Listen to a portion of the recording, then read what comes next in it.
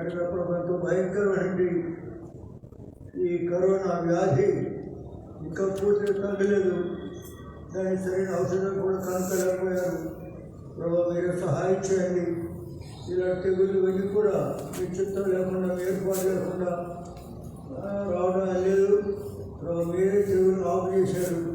దావీదు తన సైన్యాన్ని లెక్కేసినప్పుడు తండ్రి ఎంత వద జరిగిందో అలాగే ప్రభు మీరు మరలా ఆఫ్ చేసినప్పుడు తండ్రి అద్భుతంగా తెగులు ఆగిపోయింది. కనుక మీరే సహాయం చేయండి, జ్ఞాపకం చేసుకోండి. దీని ద్వారా ఎంతోమంది అనారోగ్య పరిస్థితులు కూడా వెళుతుండగా ప్రభు మీరే కనికరించండి, సహాయం చేయండి, కృతజ్ఞతలు ప్రభు జ్ఞాపకం చేసుకోమని ప్రార్థిస్తున్నాం. మీ నామం బట్టి మీ బాబు దగ్గర రావడానికి మీరు మా అనుగ్రహించిన మంచి సమయాన్ని బట్టి వందనాలు, సహాయం చేయండి.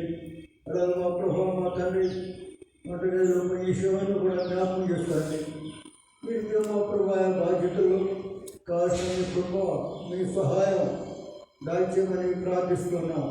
ఆఖరి గడియలు, చివరి దినాలు, అబ్బాయికరమైన దినాలు, మంచి దినాలు తండ్రి ఇలాంటి దినాల్లో క్రైస్తవాన్ని దైవత్వాన్ని కొనసాగించుకోవడానికి కావాల్సిన మీ కృప మీ సహాయము దయచేయము. మేము కూడా ఎంతో బలహీనమని నిష్ప్రయోజక దాసులమని చేయవలసినంత కూడా చేయలేని వారమని మరలా మీ సన్నిధికి వస్తూ ఉన్నాం. జ్ఞాపకం చేస్తున్నాము. ఈ వారి కార్యక్రమాన్ని కూడా జీవితము ఈ ఉదయకాలం తండ్రి మా ప్రభు ప్రార్థన తదనంతరాన మా తండ్రి సండే స్కూల్ టీచర్స్ సాయంత్రం జరిగేది ఈ ప్రార్థన సమావేశాలు కూడా జ్ఞాపకం చేస్తారండి. రేపు దినం మా తండ్రి సండే స్కూల్ పరిచర్యలో ఉన్న యవనస్తుల మీటింగు జ్ఞాపకం చేస్తారండి. గురువారం సంఘ ప్రార్థన, గురువారం బైబిల్ పఠనము, అలాగే శుక్రవారం స్త్రీల సమాజము, శనివారం ఫాస్టింగ్ ప్రేయర్, ఆదివారం ఆరాధన ఉదయ సాయంకాలం జరిగేటి ఈ పరిచర్య వార కార్యక్రమం అంతటి కూడా మీ చేతులకు అప్పగిస్తున్నాం. వారు కూడా దాసులను కూడా బలపరిచి అభిషేకించి మీరే బహుబలంగా మీరు వాడుకోమని ప్రార్థిస్తున్నాం ప్రభు. అలాగే ఈనాడు ప్రపంచంలో టీవీలు, రేడియోలు కూడా పోషిస్తున్నాయి. లిటరేచర్ వేరు వేరు విధానాల్లో ప్రభు మా తల్లి ముద్రించబడుతుంది. మ్యాగజైన్స్, క్రిస్టియన్ మ్యాగజైన్స్ వస్తున్నాయి. ఇంకా మా పత్రికల ద్వారా ఇంకా వేరు వేరే విధానంలో మరి ఇండిపెండెన్స్ వాళ్ళు కూడా పరిచయం చేసేవాళ్ళు ఉన్నారు. ఈ రీతిగా ప్రభు సువార్త ప్రకటించబడుతుంది. ఈ పరిచర్య, సువార్త ప్రకటించే పరిచర్య అనేకులకి గొప్ప ఆశీర్వాదకరం ఉండగలిగినట్లు ఎవరు కూడా అశ్రద్ధగా నిర్లక్ష్యంగా మా తండ్రి జీవించకుండా ఉన్నట్లు మీరే సహాయపడమని ప్రార్థిస్తున్నాం. మీరంతా కాపాడము. ఈ స్థలం అంటే మా తండ్రి బ్రదర్స్ సిస్టర్స్ అందరినీ కూడా జ్ఞాపకం చేసుకోనండి. ఎవరైతే బలహీనంగా తల్లి అనారోగ్య పరిస్థితిలో వృద్ధాప్యం ఉన్నారో వారిని కూడా కనికరించి మీ కరుణ హస్తం, మీ గాయపడిన ఆ కృపా హస్తంతో మీరు తాకి నెమ్మది, స్వస్థత, ఆరోగ్యం దయచేయమని ప్రార్థిస్తున్నాం. ఇది నాతో మన కాపాడము, భద్రపరచుము. మీ సన్నిధి మాతో ఉంచు. యావనం అంతటనే మా పని కూడా మేము ఇచ్చే నిబంధన రక్త ప్రోక్షని తీసుకుని వస్తున్నాం. కనబడకుండా పనిచేసేటువంటి శాంతనందకర శక్తులన్నింటినీ క్రీస్తు పరిశుద్ధమైన నామమున బంధిస్తున్నాం. మీకే మహిమ, ఘనత, ప్రభావం ఆరోపిస్తూ మా ప్రభును, మా రక్షకుడైన యేసుక్రీస్తు వారి పరిశుద్ధమైన నామమున స్తుతించి ప్రార్థించి వేడుకొనుచున్నాము తండ్రి. ఆమేన్.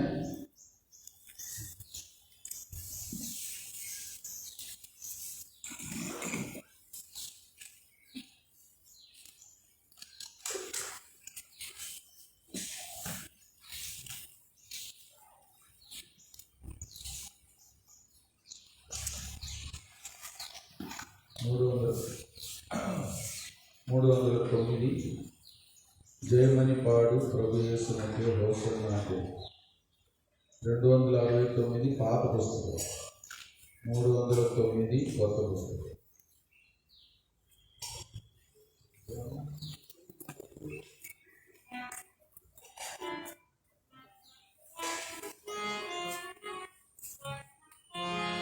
జయమని పాడు ప్రభు యేసునకే హోసన్నా జై ప్రభు వచ్చుచుండే ఎంతో సంతసము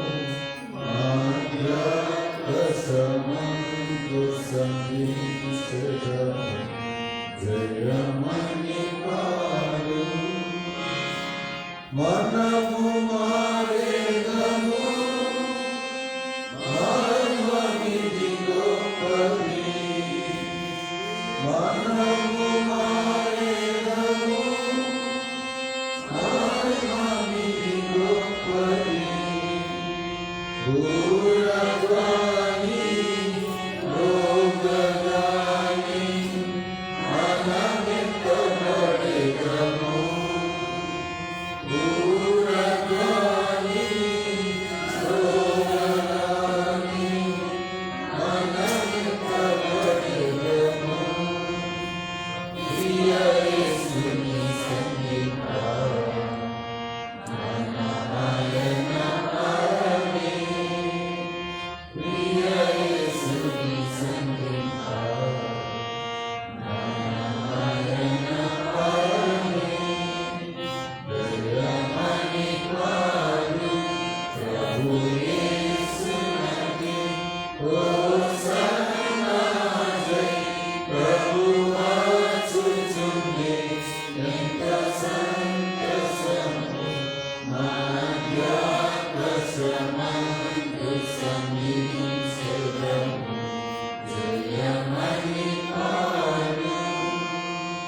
ప్రభుని కొనియుము ప్రభుని సంతతిగా ప్రభుని కొనియుము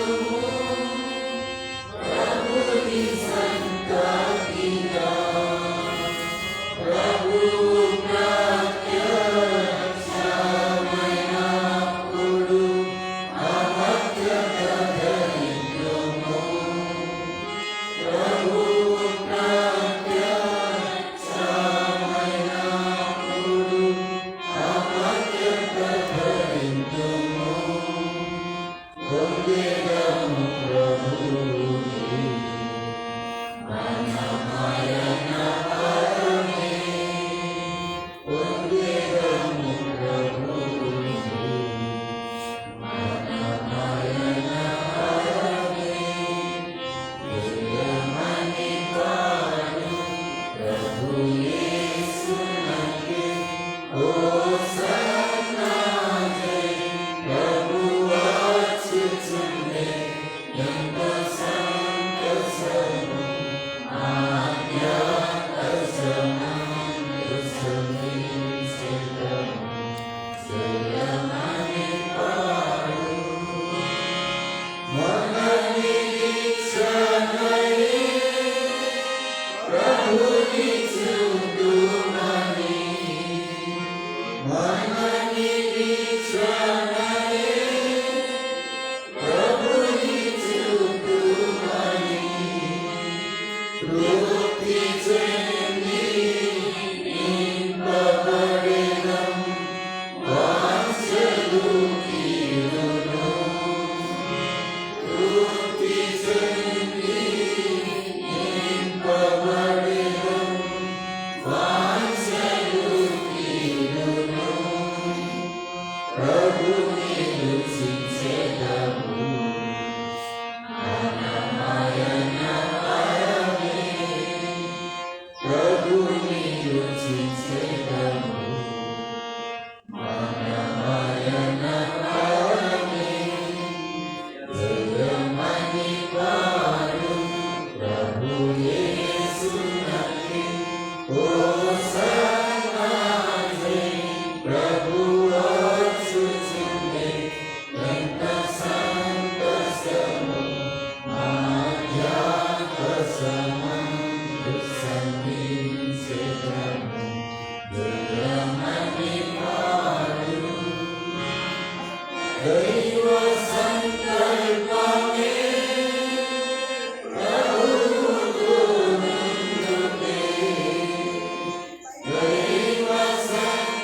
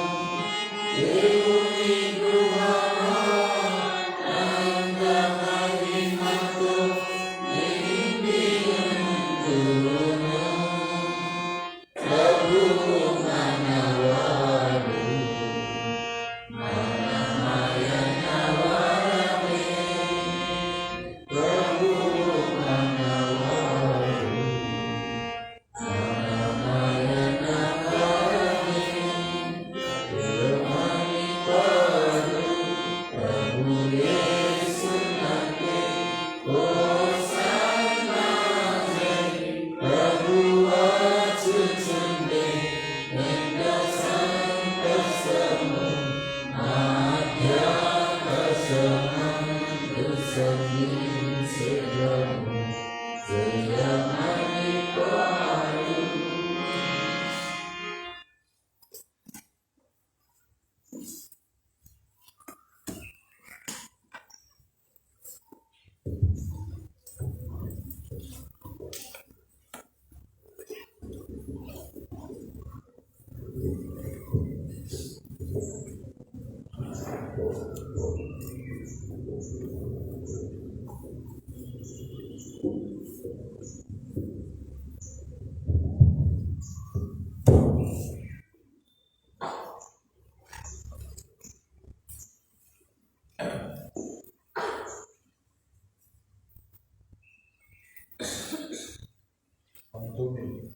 రెండవ సమయాలు 19.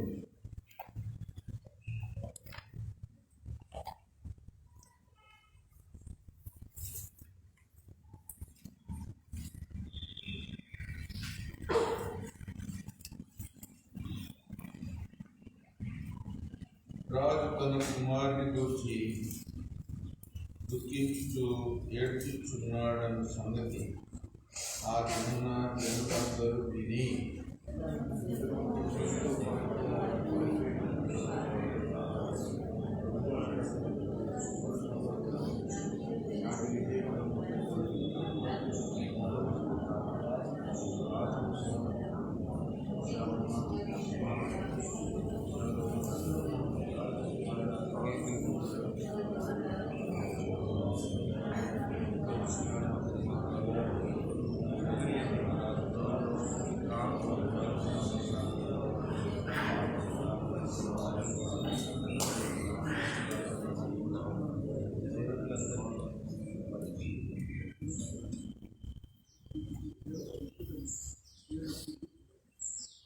నీ స్నేహితుల ఎడల ప్రేమ చూపక నీ శత్రువుల ఎడల ప్రేమ చూపు.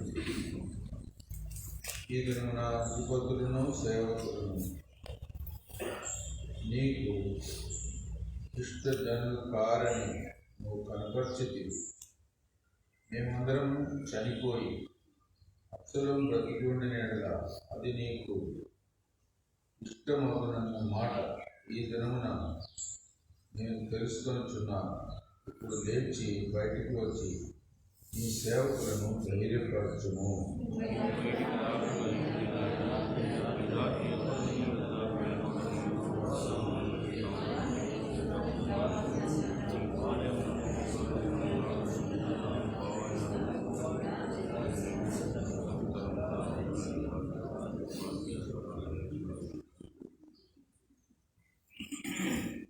రాజు గుమ్మములో కూర్చున్నాడని అన్న మాట జనులందరూ విని రాజును దర్శింపవచ్చింది కానీ ఇశ్రాయేలు వారు తమ తమ ఇంట్లోకి పారిపోయి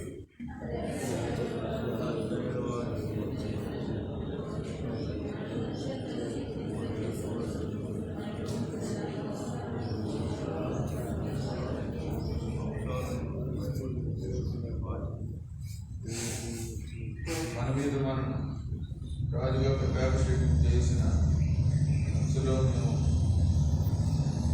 యుద్ధమందు మరణమాయం కాబట్టి మనము రాజును మరలా తోడుకొని వచ్చటను పూర్తి ఎలా మాట్లాడకపోతుంది.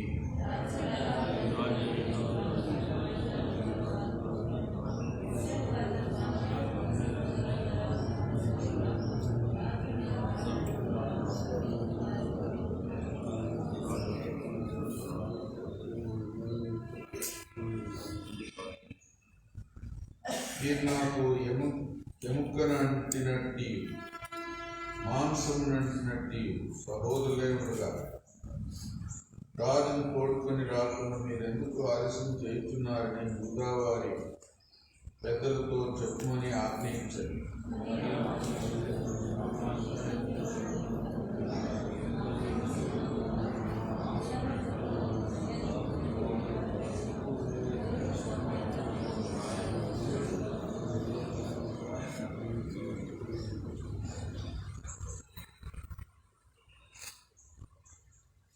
అతడు పోయి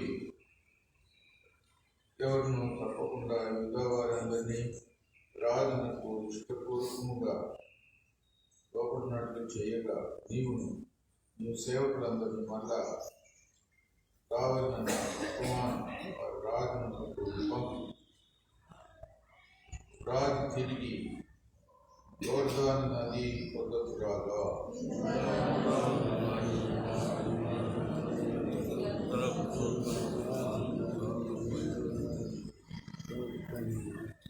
అంతలో బహుజీవునందున్న బెన్యామీనులకు జెరా కుమారుడైన షిమి త్వరపడి రాజైన దావీదు ఎదుర్కొనుటకై యూదా వారితో కూడా వచ్చాను.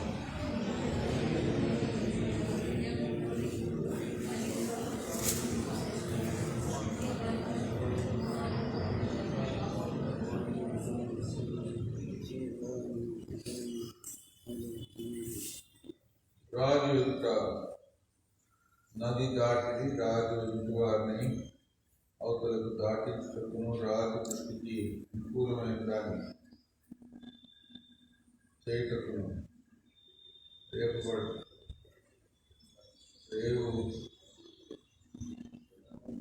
రేవు పడవను యూతలకు తెచ్చి ఉంది. అంతటా జెరా కుమారుడు షిమి వచ్చి రాజు యోర్దాను దాటిపోగానే అతనికి సాష్టాంగపడి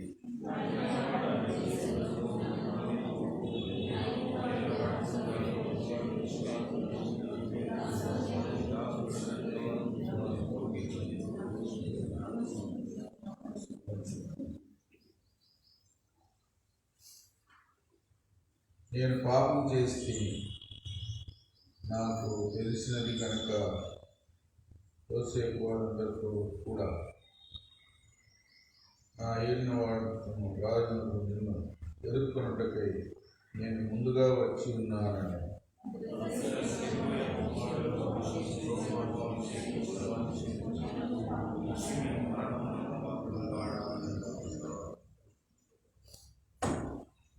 దావీదు సిరియా కుమారులారా, నీకును నాకు నీ ఎన్ను పొందు.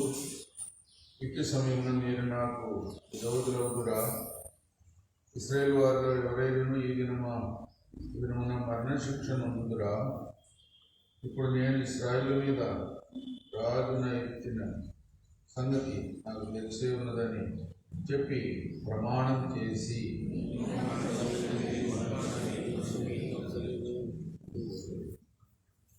మరియు సౌలు కుమారుడు మెఫీబోషెతు రాజును ఎదుర్కొనుటకు వచ్చాడు.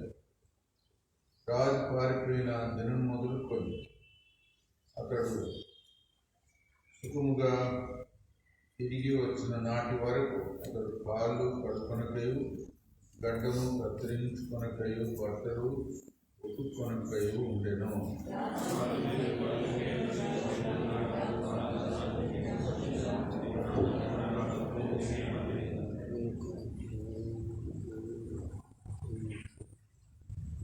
అందుకతడు, నా ఇన్నవాడ రాజా, నీ దాసుడైన నేను కుట్టివాడను కనుక గాడిద మీద సంతగట్టించి ఎక్కి రాజుతో కూడా వెళ్ళిపోదునని నేను అనుకొనగా నా పనివాడు నన్ను మోసం చేసేది.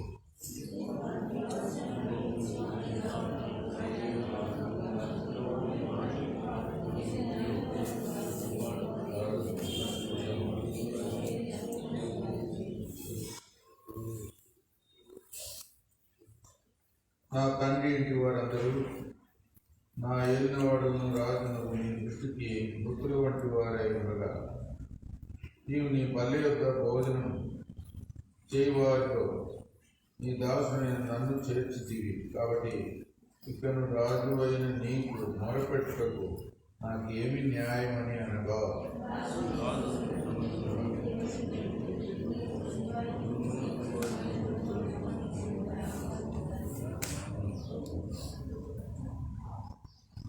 అందుకు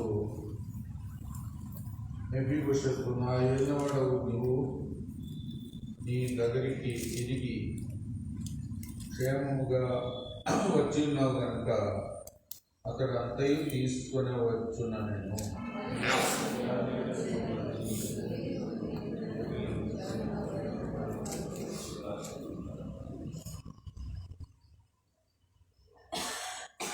బర్జిల్లై 80 సంవత్సరములు వయసు కలిగి బహు ముసలివాడై ఉండేది కనుక అతడు అధిక ఐశ్వర్యవంతుడు కనుక రాజు మహానయంలో ఉండగా అతని భోజన పదార్థములను పంపించుతూ వచ్చాను.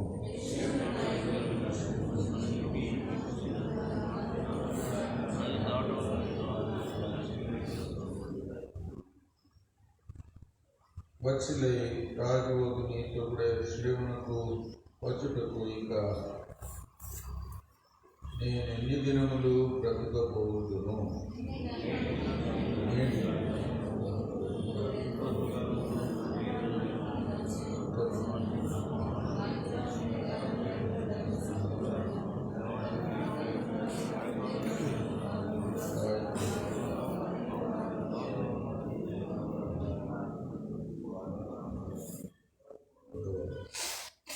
నీ దాసుడనైన నేను నీతో కూడా నది దాటి అవతలకు కొంచెం దూరము వచ్చుదని కానీ రాజు వరకు నీవు నాకంత ప్రత్యుపకారం చెయ్యనేలా?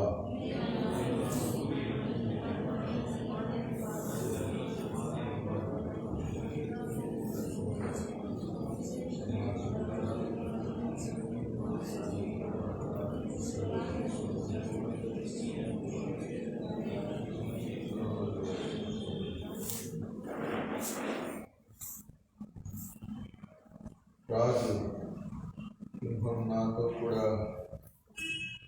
రావచ్చును, నీ దృష్టికి అనుకూలమైన దాన్ని నేను అతనికి చేసేదను, మరియు నా వద్ద నువ్వు పూర్ణతంతయు నేను చేసేదనని సెలవిచ్చాను.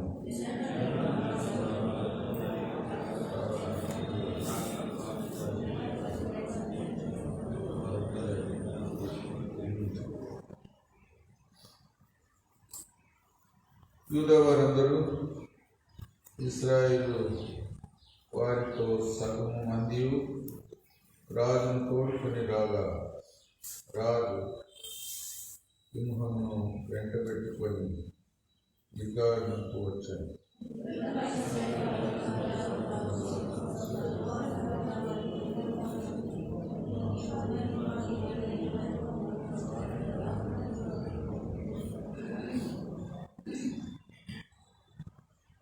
యూదా వారందరూ రాజు నీకు సమీప బంధువుడు పై ఉన్నాడు కదా, మీకు కోపం ఎందుకు?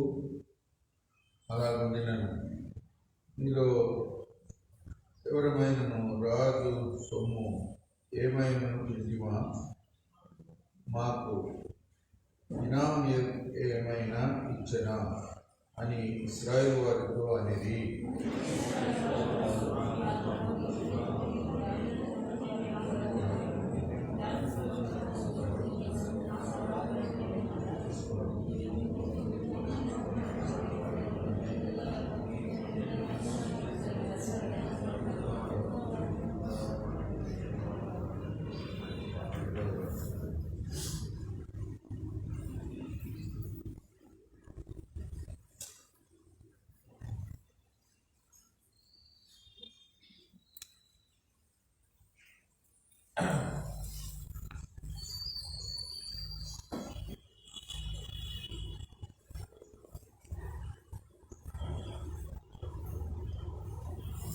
దావీదు రాజు అబ్షలోము గురించి ఎక్కువగా దుఃఖించాడు. తర్వాత యుద్ధం చేసి జయించిన వారిని కూడా అభినందించకుండా ఉండడం, ఇంకా జనులు కూడా రాజు యొక్క దుఃఖము ఇంకా అబ్షలోము గురించి ఎక్కువగా ఉంది అని అభ్యంతరపడడు. ఎంతైనా కుమారుడంటే ప్రేమ ఉంటుంది, ఉండాలి. కానీ శత్రువుగా మారిన కుమారుని గూర్చి చనిపోయిన తర్వాత కూడా అలాగ ఏడవడం, మరి తన ప్రజలను లెక్క చేయకుండా ఒక విధంగా వారి యుద్ధం గెలిచి వచ్చిన తర్వాత వారిని ఆదరించకుండా ప్రోత్సాహపరచకుండా ఉండడం అభ్యంతరంగా మారింది. యోవాబు అదే చెప్తున్నాడు, మేము చనిపోతే బాగుండా, అబ్షలోము బ్రతికి ఉంటే నువ్వు సంతోషపడేవాడువా అని అంటున్నాడు. ఒక విధంగా సంతోషపడినా తప్పలేదు, కానీ అబ్షలోము ఎదురు తిరిగి సైన్యాన్ని వెంట పెట్టుకొని దావీదునే చంపడానికి ప్రయత్నం చేసినందుకు ఆ పరిస్థితి అంతా కూడా తారుమారైపోయింది. అందుకే దావీదు మెత్తటి హృదయం గలవాడు, దేవుని హృదయానుసారుడు.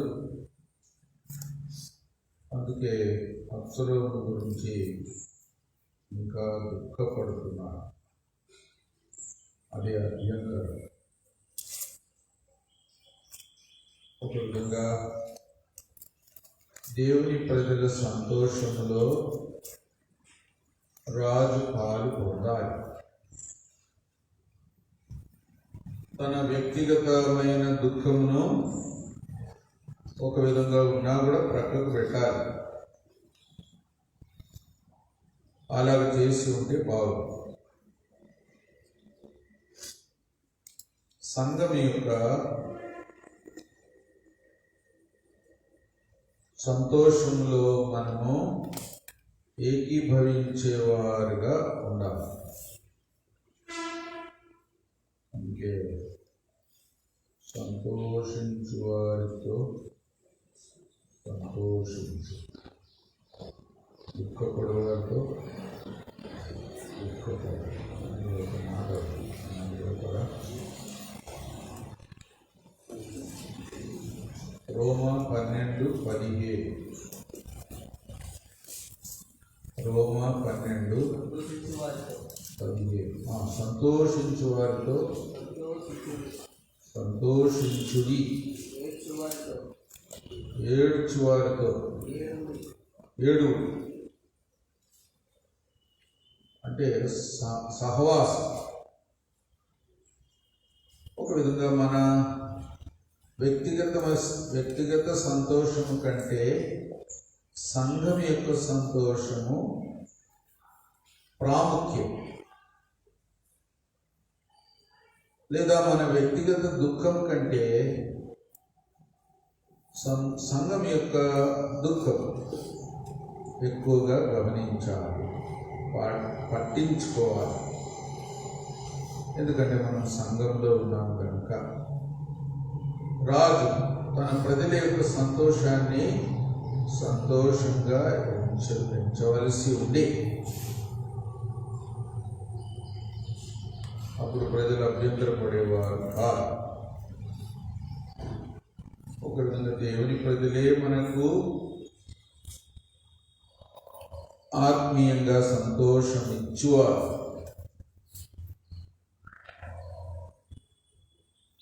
వారి దుఃఖంలో కూడా మనం పాలు పొందాలి. అది మన జీవితానికి చాలా ప్రాముఖ్యం.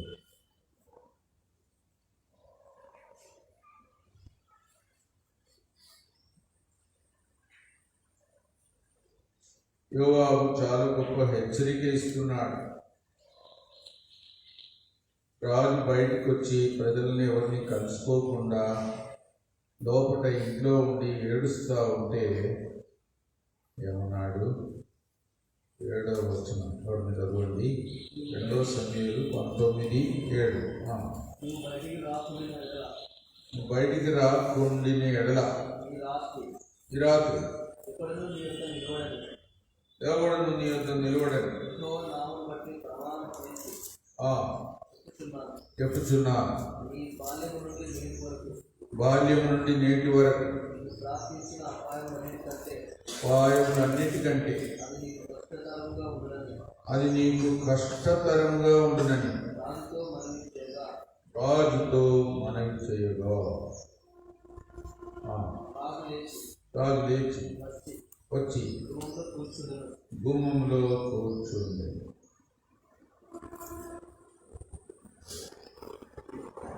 దేవుని ప్రజలను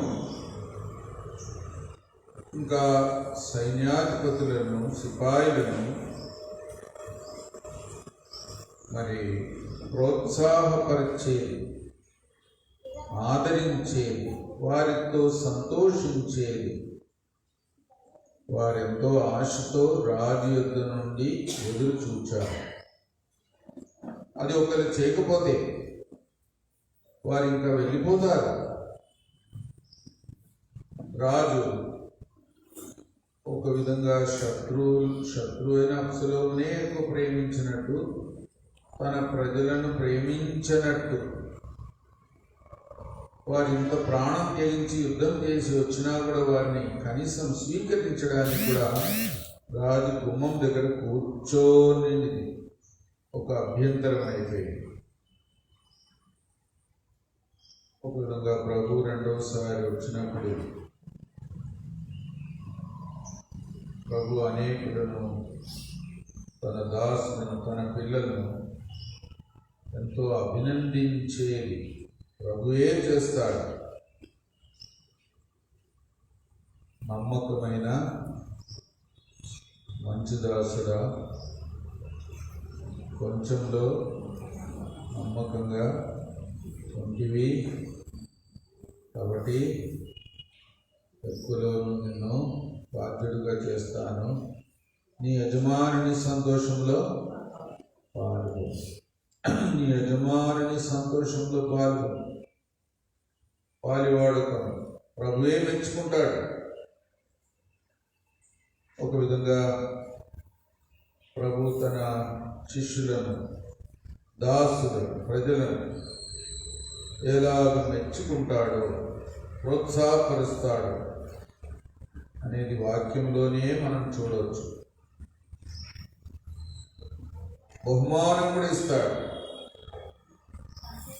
100 రెట్లు వారు పోగొట్టుకున్న దానికి తిరిగి ఇస్తాను అని కూడా అన్నాడు. కాబట్టి ఎన్నో దేవుని ప్రజలను ఎన్నో రీతిలుగా స్వీకరించేది, ప్రోత్సాహపరిచేది చాలా ముఖ్యం అని ప్రభువే మనకు మాదిరిగా ఉన్నాడు. ప్రభు వచ్చినప్పుడు, ఇదిగో నేను త్వరగా వచ్చుచున్నాను, వాని క్రియ చొప్పున నా యొక్క జీతం ఉన్నది, బహుమానం ఉన్నది అన్నాడు. ఒక దేవుని ప్రజలందరినీ ప్రోత్సాహపరచుటకు, బహుమానం ఇచ్చుటకు జీతంతో ప్రభు వస్తున్నాడు. అది కూడా చాలా ప్రోత్సాహకరమైన విషయం. తర్వాత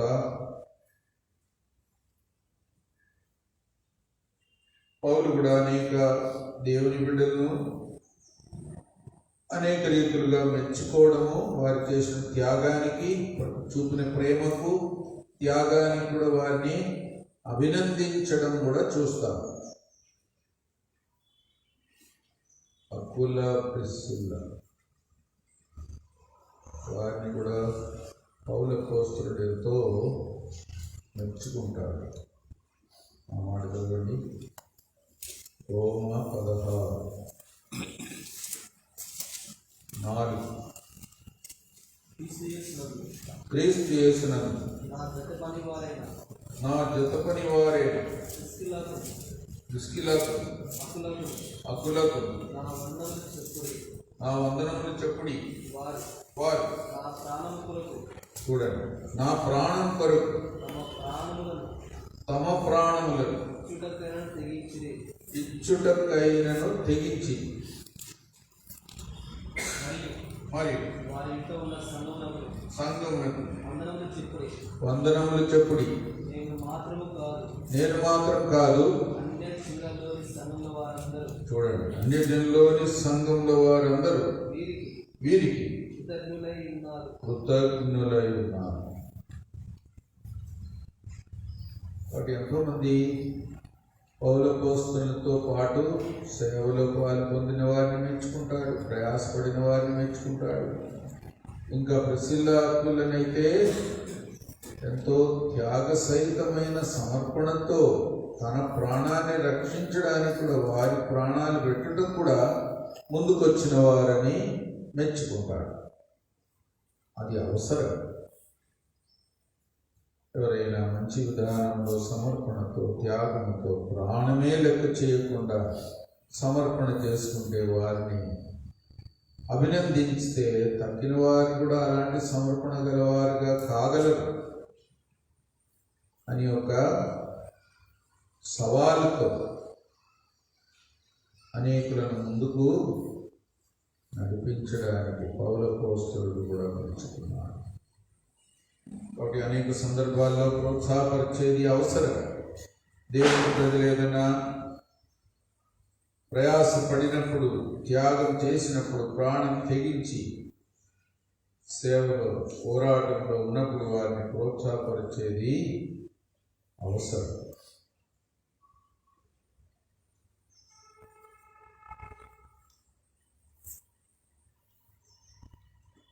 రెండవ సమయాలు 19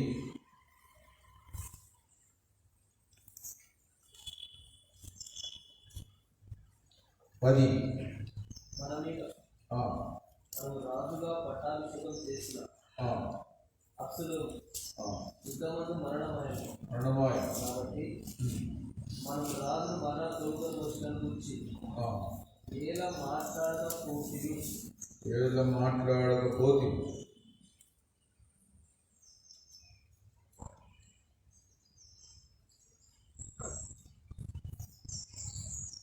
రాజును మరలా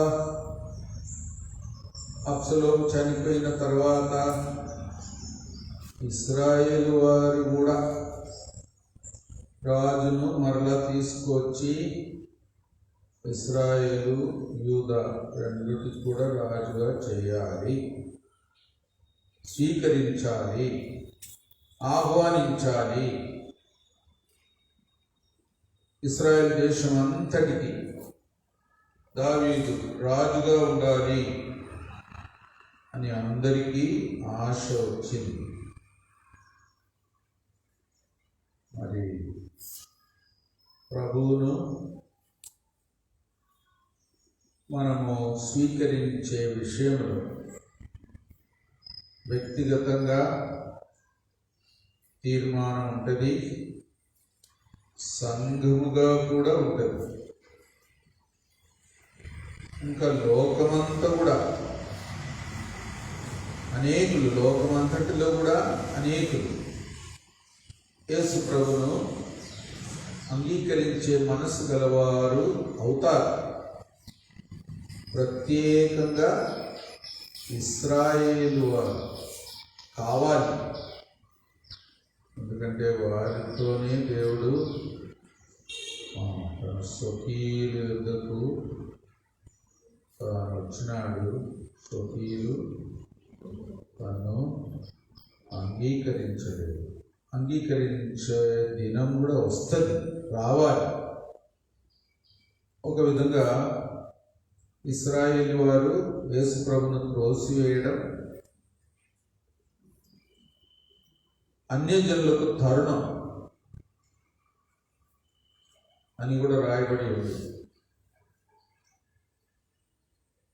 అన్యజనులకు ఐశ్వర్యం.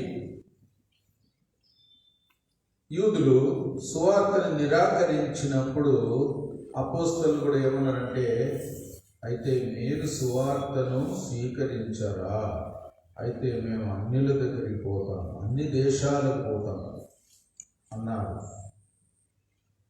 మనం కూడా కొన్నిసార్లు పిల్లలకు ఏమైనా పెడుతుంటే తినకపోతే ఏం చేస్తాం? నువ్వు తినకపోతే కుక్కర్ పెడతాను. అప్పుడు వాళ్ళకి బుద్ధి వచ్చేమో పెట్టు తింటాను. ఒక విధంగా ఇశ్రాయేలును వాళ్ళకు రోషం పుట్టించడానికి అలాగ చేశాడు అని. అయినా దేవుని ఉద్దేశం అది లోకమంతటికి, అన్యజనులందరికీ, మన దేశానికి కూడా సువార్త రావడానికి కారణం ఇశ్రాయేలీయులు యేసు ప్రభువును సువార్తను తృణీకరించడమే. మళ్ళీ చివరికి ఇశ్రాయేలు వారు కూడా ప్రభు వైపు తిరుగుతారు. ఆ దినం కూడా వస్తుంది. అప్పుడు పూర్తిగా లోకమంతా యేసు ప్రభువును అంగీకరించే మనస్సు గలవారు అవుతారు అనేకులు. అది అద్భుతం. దేవుని యొక్క ప్రణాళిక అలా ఉంది. అది మనం మనసులో పెట్టుకోవాలి. అందుకే ప్రభు అన్నాడు, యెహోవా నామమున వచ్చువాడు, చదవండి మత్తయి 23:39. అలాగే చెప్పేదాకా మీరు నన్ను చూడరు. 23:39. ఇది మొదలుకొని ప్రభు పేరిట వచ్చువాడు స్తుతింపబడుగాకని మీరు చెప్పు వరకు నన్ను చూడరు. మీతో చెప్పుచున్నాను. అంటే ఇశ్రాయేలు వారు ఒకరోజు క్రీస్తు విరోధి యొక్క మోసం, తప్పుగా తన మెస్సయా అనుకోని తను వెంబడించిన ఆ కాలంలో తన ప్రవర్తన చూచి తాను మెస్సయా కాడని ఎరిగిన తర్వాత ఇంకా తనతో సహకరించినప్పుడు తాను ఎంతో కష్టపెడతాడు ఇశ్రాయేలు వారు. ఆ కష్టంలో ఇశ్రాయేలు వారు 2000 సంవత్సరాల క్రితం వచ్చిన యేసే మెస్సయ్యా అని గుర్తించి, అప్పుడు యేసు ప్రభువా మిమ్మల్ని మేము ఎంత కష్టపెట్టాం, ఎన్ని నిందలు మోపా, మిమ్మల్ని అంగీకరించకుండా ఇంతకాలం కూడా గడిచిపోయింది, ఇప్పుడు మీరు కావాలి అని ఏడుస్తారు. అప్పుడు ప్రభు వస్తాడు. యూదుల మధ్యలో, ఇశ్రాయేలు మధ్యలో, యూదా మధ్యలో దావీదు రాజును స్వీకరించే దానిలో రకరకాలైన వైఖరి గలవారు ఉండినట్టే యేసు ప్రభు రాకడలో కూడా జరుగుతుంది.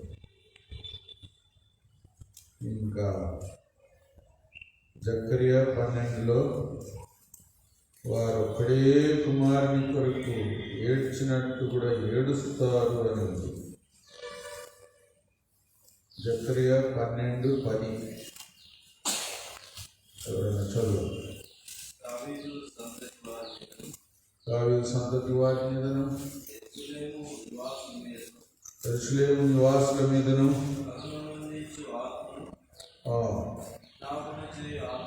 విజ్ఞాపన చేయు ఆత్మను కుమ్మరింపగా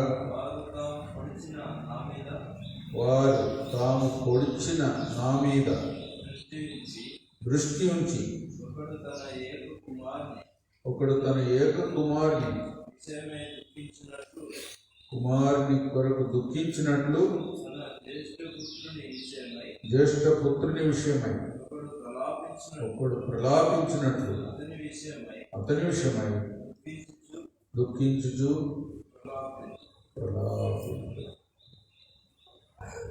యేసు ప్రభు కొరకు ఇశ్రాయేలు తప్పు తెలుసుకోరు.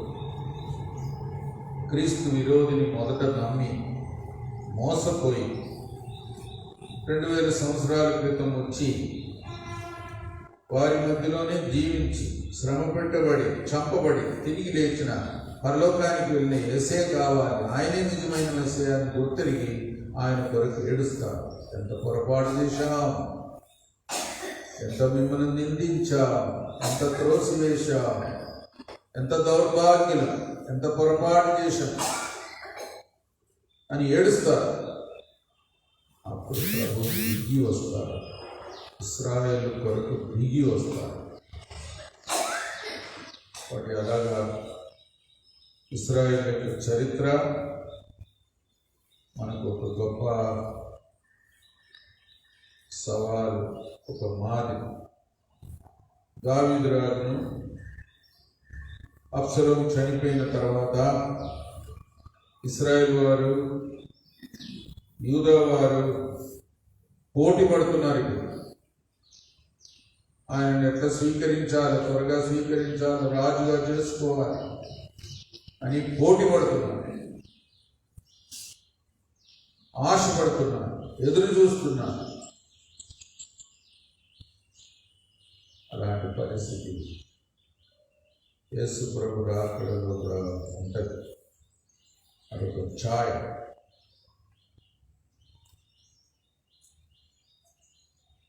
దావీదు గారు చెప్పిన మాటలు కూడా చాలా శ్రేష్టమైన మాటలు. 12వ వచనం, 2 సమూయేలు 19:12. మీరు నాకు ఎముక నంటినట్టియు మాంసము నంటినట్టియు సహోదరులై ఉండగా రాజును తోడుకుని రాకుండా మీరెందుకు ఆలస్యం చేస్తున్నారని యూదా వారి పెద్దలతో చెప్పు. మీరు నాకు సహోదరులు. తర్వాత నా ఎముక అంటివారు, తర్వాత మాంసం అంటినట్టివారు, సహోదరులు. యేసు ప్రభువారు దేవుని బిడ్డలను, మనల్ని కూడా సహోదరులని పిలుచుటకు సిగ్గుపడలేదు. మరియకు, యోసేపు యేసు ప్రభు జన్మించిన తర్వాత పుట్టిన పిల్లలను సహోదరులని అనుకున్నారు.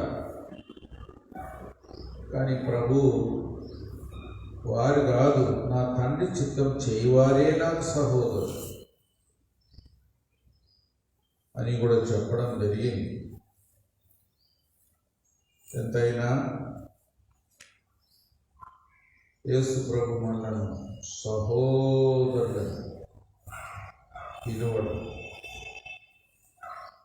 అదొక గొప్ప సమీపమైన సంబంధం కలిగి ఉన్నాడని. తన సహోదరుల వంటి వాడు అన్ని విషయంలో కావలసి వచ్చాను అని కూడా రాయబడింది. చదవండి.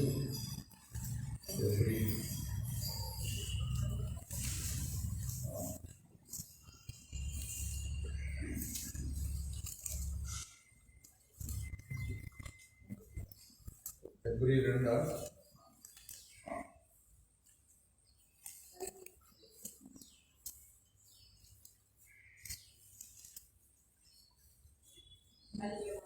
17 చదవండి. అవునా?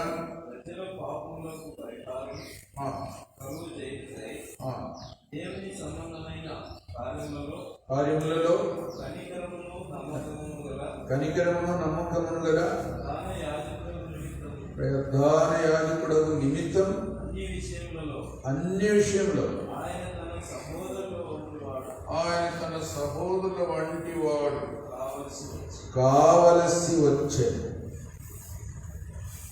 ఏదో సహోదరుడని పిలవడమే కాదు, మనలాగా మన పరిస్థితిలో, మన శోధనలో, మన కష్టంలో అన్నిట్లో కూడా మనలాగానే సమానంగా, ఇంకా చెప్పాలంటే మనకంటే ఎక్కువగా పాల్గొన్నాడు.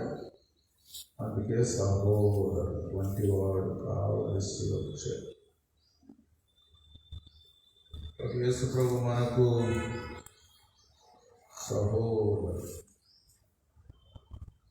ఇంకా జ్యేష్ఠ కుమారుడు దేవుని కుటుంబంలో. ఆయన కోరికలోనికి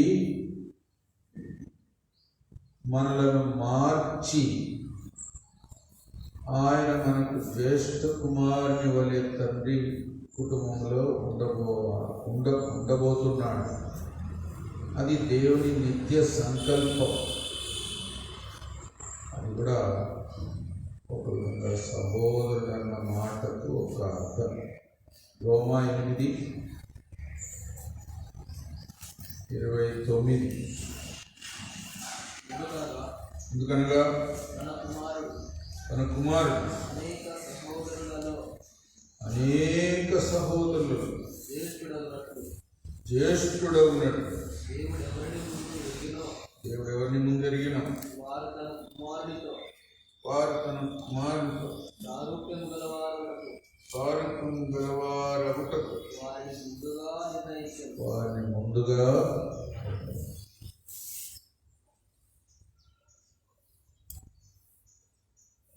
అనేక సహోదరులలో జ్యేష్ఠుడగునట్టు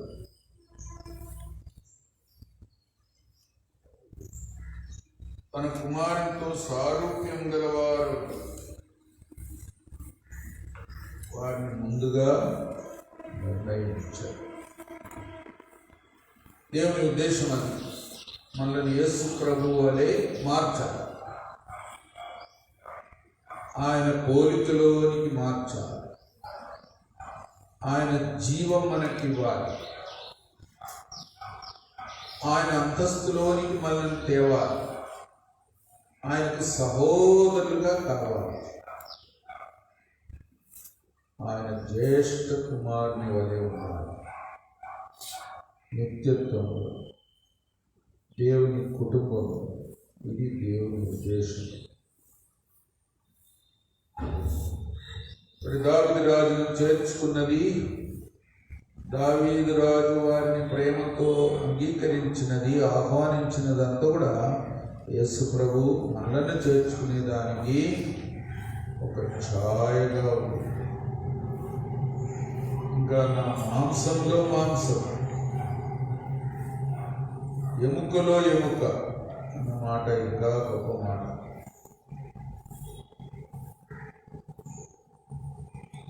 ఎందుకంటే ఆయన శరీరంలోని అవయవాలుగా యేసు ప్రభు మనల్ని చేశాడు. అది ఎంత ఆశ్చర్యం! ఎవరు కూడా తమ శరీరమును ఏం చేయలేరు, ద్వేషించలేరు. మన శరీరాన్ని, మన శరీరంలోని అవయవాలన్నింటినీ మనం జాగ్రత్తగా చూసుకుంటాం, శ్రద్ధ తీసుకుంటాం, జాగ్రత్త తీసుకుంటాం. శరీరంలోని అవయవాలంటే అంతే. మన శరీరంలో మనం ద్వేషించలేము, ఎందుకంటే శరీరం అంటే అంతే, ద్వేషించలేము. పోషిస్తాం, జాగ్రత్తగా చూసుకుంటాం.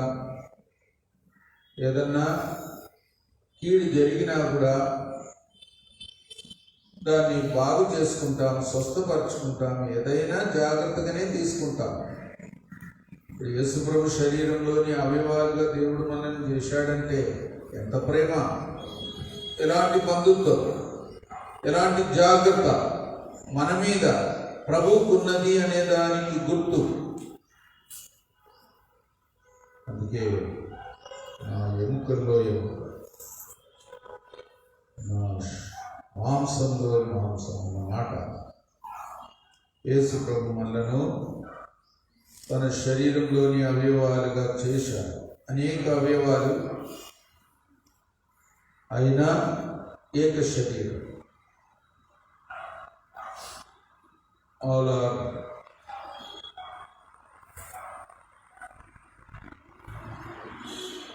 గారు చెప్పిన మాట ఏంటి? All are precious, all are important, all are necessary. ప్రాముఖ్యమైన వారు, విలువైన వారు, అవసరమైన వారు. శరీరంలోని అవయవాలంటే అంత అర్థం ఉంది. ప్రభు మనల్ని అలాగా గమనిస్తున్నాడు, పరిగణిస్తున్నాడు, అంగీకరిస్తున్నాడు, ప్రేమిస్తున్నాడు. మనమే అనేకసార్లు తప్పిపోతాం. కానీ ప్రభు యొక్క శరీరం, ప్రభు యొక్క మాంసం, ఎముక అంటే అంత గొప్ప అర్థం. చిన్న అవయవాలైనా కొన్నిసార్లు ఎక్కువ ప్రాముఖ్యత ఇస్తారు.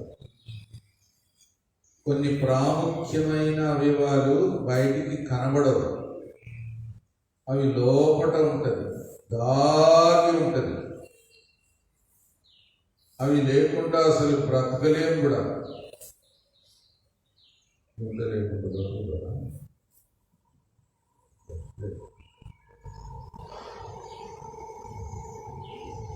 ఒక విధంగా మన అవయవంలో ఒక మర్మం.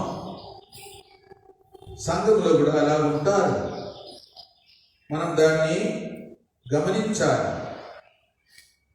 ఒక్కొక్కరిని విలువ ఇచ్చి సహవాసంలో కలిసిమెలిసి ఉండడానికి ఎన్నో మర్మములు శరీరంలోని అవయవం ద్వారా దేవుడు చూపిస్తున్నాడు.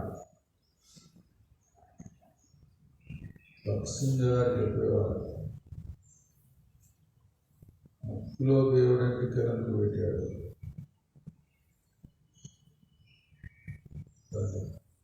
చూసేది లేదు, చూసేది లేదు, దువ్వేది లేదు, అయినా ఎంత పని చేస్తుందో. మనం పీల్చుకునే గాలిలో ఉండే దుమ్ము ఏది మన ఊపిరితిత్తుల్లో పోకుండా ఆ చిన్న చిన్న వెంట్రుకలు ముక్కులో ఉన్నదే అడ్డుకుంటుంది. అది లేకపోతే మనకి టీవీ వస్తుంది అనుకుంటాం. ఎందుకంటే ఏది పడితే అది లోపలికి వెళ్ళిపోతుంది. అంత చిన్న అవయవం, అంత లెక్క కూడా చేయని అవయవం ఇంత పని చేస్తుందా అని అనిపిస్తుంది. అందుకే సంఘంలో ఒక చిన్న విశ్వాసి అయినా వారు చేసే పని, వారికి ఉండే బాధ్యత లేదా వారి ప్రార్థన సంఘానికి ఎంతో క్షేమం, ప్రభువుకు కూడా ఎంతో విలువ. మనం కూడా విలువ ఇవ్వడం నేర్చుకోవాలి. అందుకే ప్రభు కూడా అన్నాడు, సహోదరులలో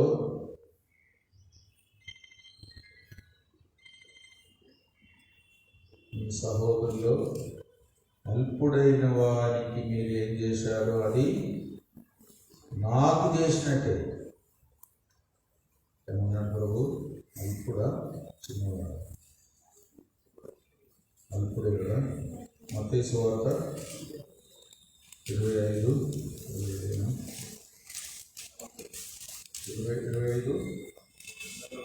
40 అందుకు రాజు మిక్కిలి అల్పులైన ఈ నా సహోదరులలో ఒక్కరికి మీరు చేసితిరి గనుక నాకు చేసితిరని నిశ్చయముగా మీతో చెప్తున్నాను. అల్పులైన ఆ మాట గమనించాడు. చిన్నవారు, బలహీనమైన వారు. అది కూడా ఒక గొప్ప పరీక్ష మనకి. శరీరంలోని అవయవాలు, నా మాంసంలో మాంసం, నా ఎముకలో ఎముక అన్న మాట. శరీరంలోని అవయవాలుగా మనం క్రీస్తుకు ఉన్నామనే దాన్ని, మనం ఒకరి ఎడలో ఒకరు కూడా అవయవాలుగా ఉన్నామని గుర్తించి అలాగ జీవించడానికి ఒక పాఠం.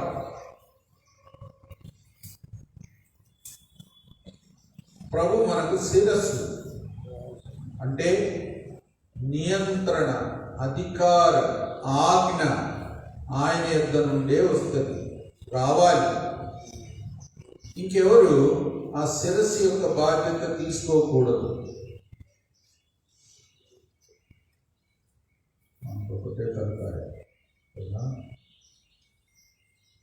ఆ తలకాయని శరీరం అంతటికి నియంత్రణ ఇస్తుంది. యేసు ప్రభువారు అన్నిటిలో ప్రాముఖ్యత, ఇంగ్లీష్లో బాగుంది, ప్రిఎమినెన్స్, మొదటి స్థానం అన్నిటిలో అందరిలో యేసు ప్రభువుకు ఇవ్వాలి. శిరస్సు అంటే అది. ఒకటి మన జీవితంలో ఎన్నో విషయాలు ఆత్మీయంగా మనం అభ్యసించేది ఉంది.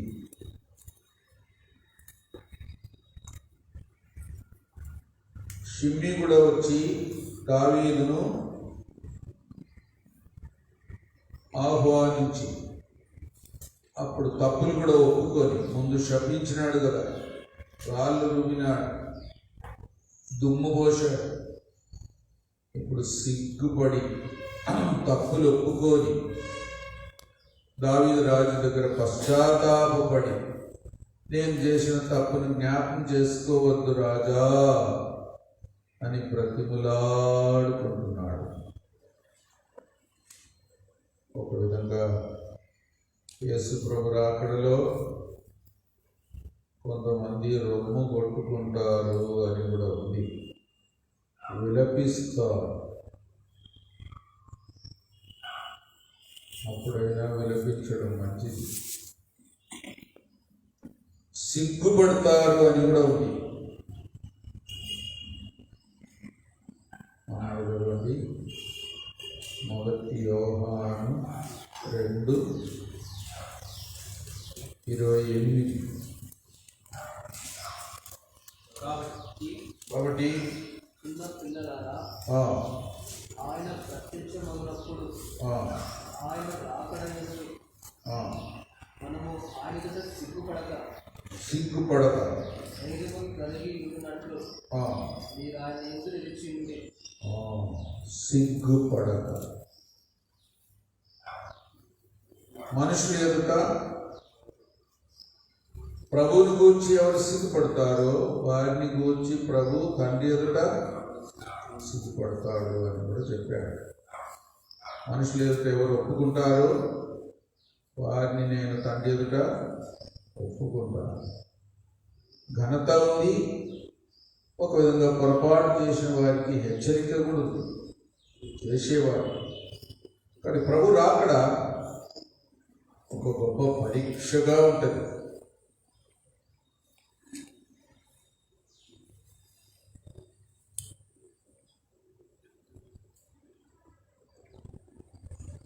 ఎంతైనా ప్రభు రాకడ కొరకు ఆశతో ఎదురు చూస్తూ ఉపవాసం ఉంటూ కూడా ఎదురు చూడాలి అని కూడా ప్రభు కూడా హెచ్చరించాడు. మత్తయి సువార్త 9:15 ఎవరైనా చదవండి. 9:15. యేసు పెళ్లి కుమారుడు ముందు కాలం పెళ్లి ఇంటివారు దుఃఖపడగలరా? పెళ్లి కుమారుడు కొనిపోబడు దినములు వచ్చును. అప్పుడు వారు ఉపవాసం చేతురు. మెఫీబోషెతు దావీదు దగ్గరికి వచ్చి గడ్డం కూడా చేసుకోకుండా, స్నానం కూడా చేయకుండా, భోజనం కూడా సరిగ్గా చేశాడు లేదు. ఎందుకంటే రాజు తిరిగి రావాలని ఆశ. షేబా ఏమో నేరం మోపాడు, తప్పు మాట చెప్పాడు. అయితే మెఫీబోషెతు మాత్రం రాజు తిరిగి రావాలి అనే ఆశతో, దుఃఖముతో, ఉపవాసముతో ఎదురు చూస్తూ ఉన్నాడు.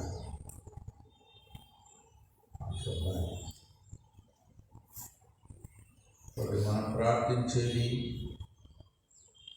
మనం ఒకవేళ ఉపవాసం చేసేది, దుఃఖించేది ఒకవేళ దేని కొరకంటే ప్రభు త్వరగా రావాలి. ప్రభు వచ్చినప్పుడు ప్రభుని ఎదుర్కోవాలి. ఇంకా ప్రభు రాలేదే అని ఎదురు చూచే జీవితం మనకు ఉండాలి. అదే అదే మనకు గొప్ప ధన్యత. ఇంకా ఇశ్రాయేలీయులు యూదా పోటీ పడుతున్నారు. మేము మొదట స్వీకరిస్తాం, మేము దావీదు రాజుకు బంధువులు, మాకు ఎక్కువ పాలుంది అని పోటీ పడుతున్నారు. కాబట్టి ప్రభు రాకడ కొరకు, ప్రభుని ఎదుర్కోవడానికి, ప్రభుని స్వీకరించడానికి అనేకులు ఆసక్తితో ముందుకొచ్చి ప్రభువును ఆహ్వానించి ఘనపరిచి ఎదుర్కొని రాజుగా వస్తున్న ప్రభువును స్వీకరించడానికి ప్రయాసపడతారు అనేక రీతులుగా. అందులో మనం కూడా అలాగా ఆసక్తితో ప్రభు కొరకు మనం ఎదురు చూడాలి. సిద్ధపాటు, దుఃఖముతో, ఇంకా ప్రభు రాలేదే, ఆలస్యం అవుతుందే అని కూడా మనకు ఉండాలి. అంత ఆశ ఉండాలి. ఆయన తన కొరకు, తన రాకడను ప్రేమించు వారి నీతి కిరీటం ఇస్తారు. ఆయన రాకడను అపేక్షించు వారి కొరకు వస్తున్నాడు. అన్నమాట రోజు February 9, 28. February 9,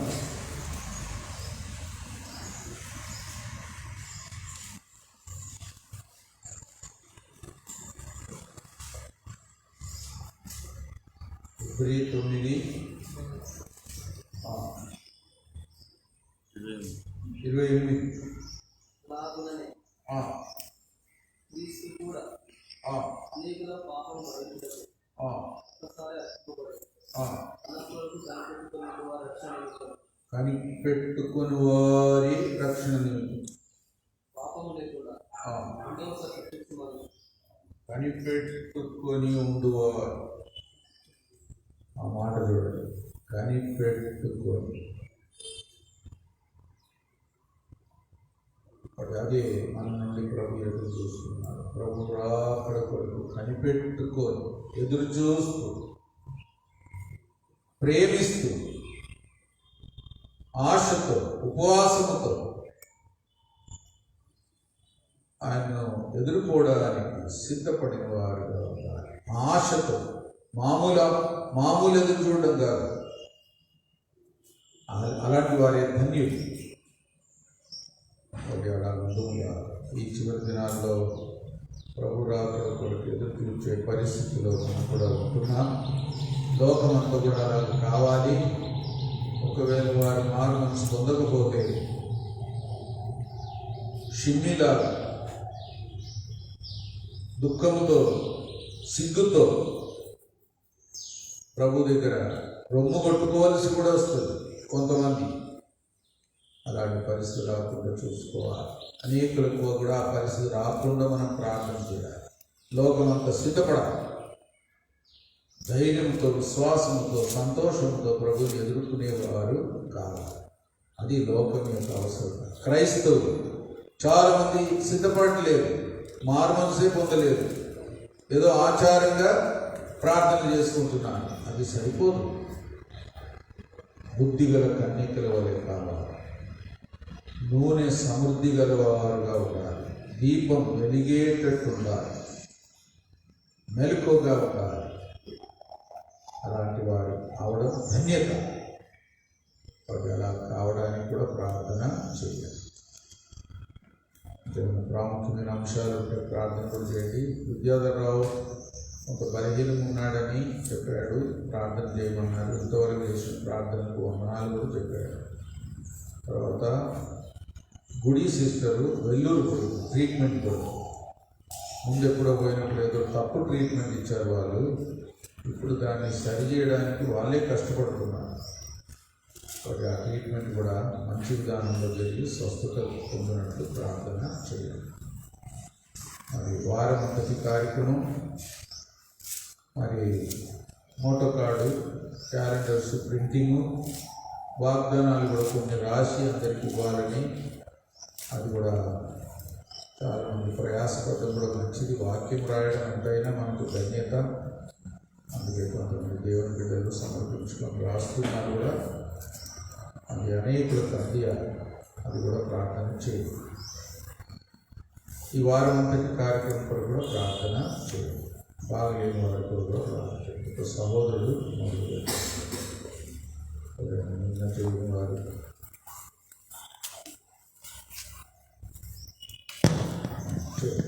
కృపగల తండ్రి, ఘనమైన దేవ, సర్వాధికారి, మహాగణుడ, మహోన్నతుడ, పరిశుద్ధుడ, నిత్య నివాసినట్టు తండ్రి, నీ ప్రియకుమారుడు, మా రక్షకుడు, మా విమోచకుడు అయినటువంటి యేసుక్రీస్తు వారి ఘనమైన, శ్రేష్టమైన, ఉన్నతమైన, పరిశుద్ధమైన నామను బట్టి నీకు వందనాలు, స్తుతులు, స్తోత్రాలు చెల్లిస్తుంటున్నాను ప్రభు. తండ్రి, సర్వోన్నతుడవు, సర్వాధికారివని, సకల ఆశీర్వచన స్తోత్రములకు మించిన ఘనమైన సత్యనామాన్ని బట్టి నేను స్తుతించి ఆరాధించి మహిమపరుస్తున్నాను.